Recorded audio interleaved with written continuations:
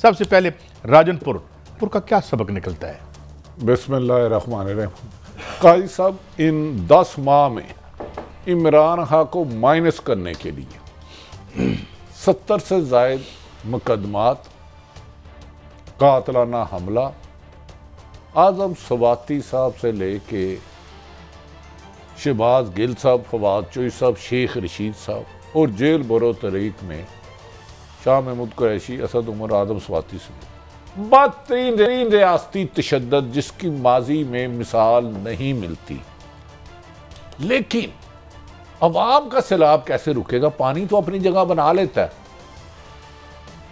उस इलाके में 90,300 समथिंग लेना नामुमकिन है और तमाम वफाकी और सूबाई हुकूमत के वसाइल ऐसे इस्तेमाल किए गए कि काजी साहब, आपने अपने घर में तहरीके इंसाफ का झंडा लहराया तो आप पर पर्चा, किसी और ने लगाया उस पर पर्चा, किसी ने जलसा कराया उसको पकड़ दखल, इधर आओ तेरे खानदान के 5 मुलाजम रख लिए हमने, तुझे ये ठेका मिल गया। ये कहानी राजनपुर की है। मैं और ये इंडियन राजस्थान की नहीं कह रहा, पाकिस्तान के राजस्थान की, जहां कल पाकिस्तान तहरीके इंसाफ के मोहसिन लगारी ने इतनी लीड से जीता कि हारने वाली सारी जमातें, पीपल्स पार्टी, नून लीग और जो दीगर भी जितने हैं, सब के भी वोट ले लो तो वो नहीं बनते।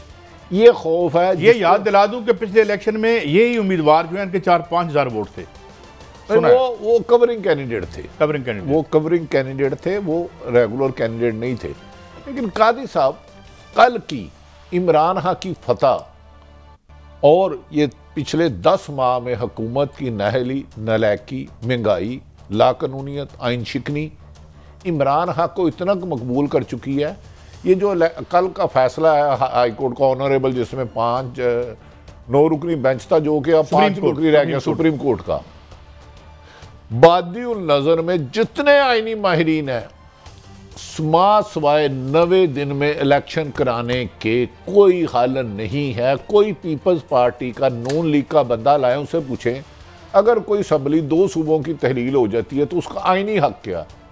लेकिन कई सब इससे पहले नहायत अदब एहतराम से मरियम नवाज साहबा ने जो अल्फाज काबिल एहतराम ऑनरेबल जज साहबान के बोले, मैं बोले एजाजुल हसन साहब और नकवी साहब के बारे में, अनबिलीवेबल।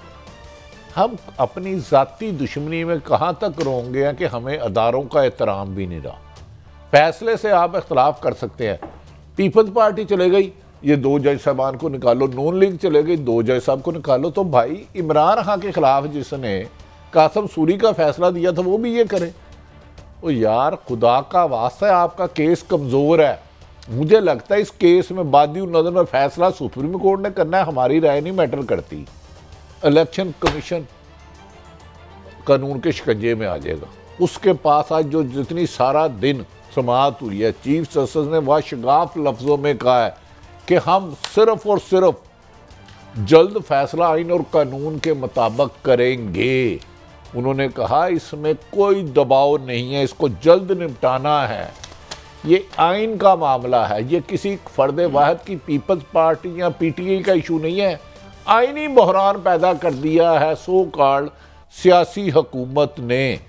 तो काई साहब, मेरा अपनी असेसमेंट है, ये फैसला जितना जब भी आए, 4 जज साहबान इस बेंच से अलग हो गए, मोहतरम जज साहबान। और ये सवाल भी मैंने 5-6 आइनी माहिरीन से पूछा, मैं कि यार ये क्या बीच में सवाल आ गया है कि पंजाब असम्बली टूट सकती है? नहीं, उसने कहा ये तो फिर आइन तब्दील करे। आइन में है वज़ीर आला जब चाहे जिस वक्त चाहे वो समझता है मैं डिलीवर नहीं कर पा रहा, मैं अपनी जिम्मेदारियां नहीं। वो गवर्नर साहब कहते हैं हमने मैंने तोड़ी तो बस नहीं टूटी। देखिए, इसका मतलब ये है कि कोई भी बंदा अपनी सवाबदीद से जो है वो अपनी आइनी इस्तेमाल कर सकता है। आइन जो 1973 का बन गया है, गवर्नर साहब भी उसी के तहत हैं, मुताबिक हैं। अच्छा, उन्होंने नहीं तोड़ा, वो समझते होंगे मैं आइन से बाला हूँ, मुझे नहीं पता। लेकिन मैं तो अपने इत्तला के लिए पूछ रहा हूँ। 48 घंटे बाद असम्बली तहलील हो चुकी थी। आइन खामोश नहीं है कि अगर 48 घंटे अगर गवर्नर साहब अपनी आइनी जिम्मेदारी पूरी नहीं करते तो तहलील हो चुकी है। भाई वो तहलील हुई है तो आपने निगरान हुकूमत लगाई है। आपके साइन ना करने से फर्क ही कोई नहीं पड़ता।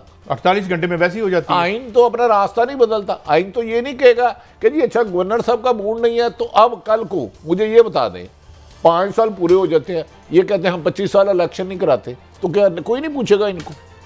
मुझे तो लगता है कोई नहीं पूछेगा।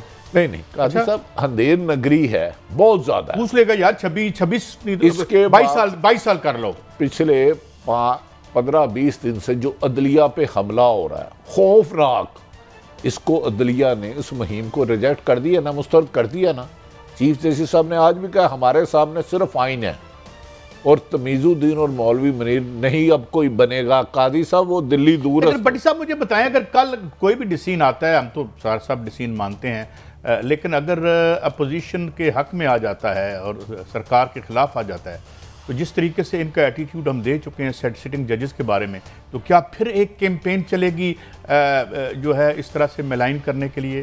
खुदा न खास्ता कई सब कवों के चीखने चलाने से काफले नहीं रुका करते। मैं यूसुफ रजा गिलानी सब की बात बता दूं, उन्हें कहा गया था कि आपने आसफ अली जरदारी के बारे में स्विस को लेटर लिखना है, स्विस कोर्ट को। उन्होंने नहीं लिखा, उन्हें घर जाना पड़ा था। नवाज शरीफ को सुप्रीम कोर्ट ने कहा उन्हें घर जाना पड़ना था।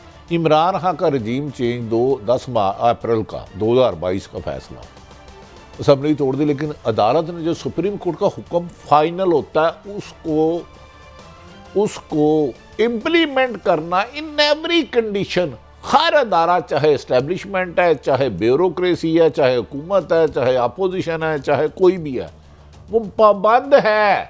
इस तरह तो जंगल का कानून भी नहीं चलता। लिहाजा बादिउल नदर में कोई एक बंदा बताए, मुस्लिम लीग नून का हो, पीपल्स पार्टी का हो, पीडीएम का हो, मौलाना फजलुर रहमान ही ले ले। उनके अलावा तो हुकूमत का शौक किसी को नहीं है ना मौलाना फजलुर रहमान दुनिया में। वो भी ये नहीं कहते कि आइन में 90 दिन से ज़्यादा हो सकता है। आज गालिबन मंदोखेल साहब किसी ने सवाल किया, अली जफ़र साहब ने आज बड़ा अच्छा केस फाइट किया, बड़ा ही अच्छा। उन्होंने कहा जी 1 घंटा भी ऊपर नहीं हो सकता, 1 घंटा 90 दिन से 1 घंटा। एतजाज़ अहसन साहब हमारे प्रोग्राम में 10 दफ़ा कह चुके हैं, लतीफ़ कोसा साहब, सलमान राजा, नहायत क्रेडिबल नाम। कोई एक वकील बताए जो कहता हो कि 90 दिन में इलेक्शन नहीं होने, तो उधर केस क्या है? 90 दिन में इलेक्शन होने हैं और किसकी जिम्मेदारी है ये तयन करना है।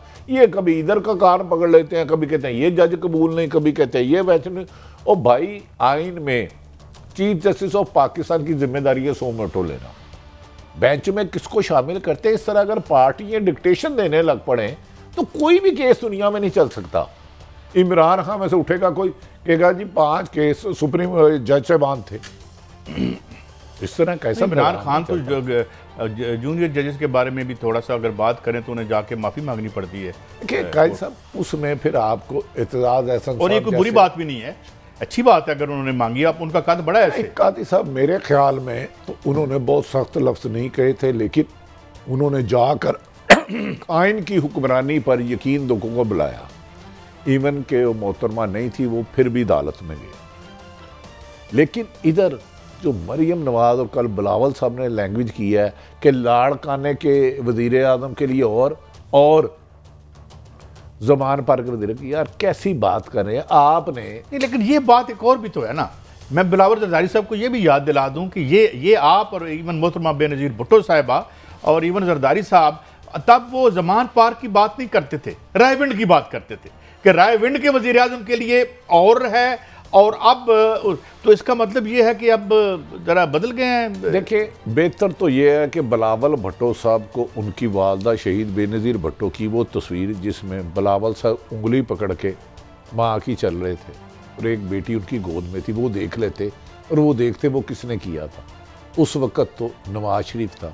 ये वही है जो नवाज शरीफ को मोदी का यार कहते थे। काजी साहब मुकदमात से बचना और इक़्तिदार की ख्वाहिश इंसान को अपने कहे हुए अल्फाज पे से ही मुनर्रफ होने पर मजबूर कर देते हैं। ये कैसी सितमदरी? तो फिर देखें ना भट्टी साहब, ये जो स्टेट ऑफ अफेयर्स रही है, जिस तरह आज भी हम दिन को बात कर रहे थे, कहाँ पहुँचा दिया एक मुल्क जो था।